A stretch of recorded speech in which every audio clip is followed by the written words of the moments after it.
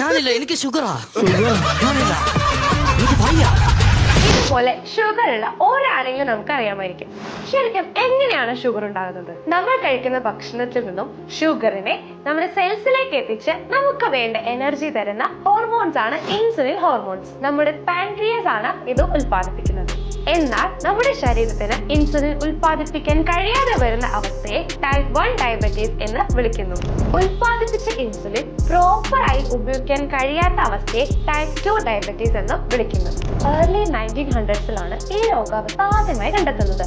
അന്നത്തെ ഡോക്ടേഴ്സിന് ഇതിനുള്ള പരിഹാരം എന്താണെന്ന് അറിയില്ലായിരുന്നു.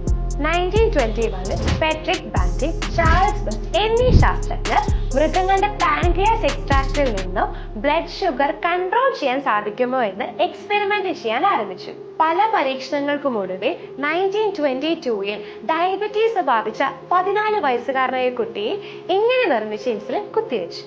അത്ഭുതമെന്നോണം അത് വിജയകരമായ ഒരു പരീക്ഷണമായിരുന്നു. ഈ കണ്ടുപിടുത്തം അന്നത്തെ ഡയബറ്റീസ് മൂലമുള്ള മരണനിരക്ക് വൻതോതിൽ കുറയ്ക്കുവാൻ സഹായിച്ചു. ഇന്നും ഒരുപാട് പേർ ഈ ജീവിതശൈലി രോഗത്തിന്റെ പിടിയിലാണ്. ഡയബറ്റീസ് വരാതിരിക്കുവാൻ നമുക്ക് ചെയ്യാവുന്നത് അൺഹെൽത്തി ഫുഡ് ഒഴിവാക്കി റെഗുലർ എക്സസൈസ് ചെയ്യുക എന്നത് മാത്രമാണ്.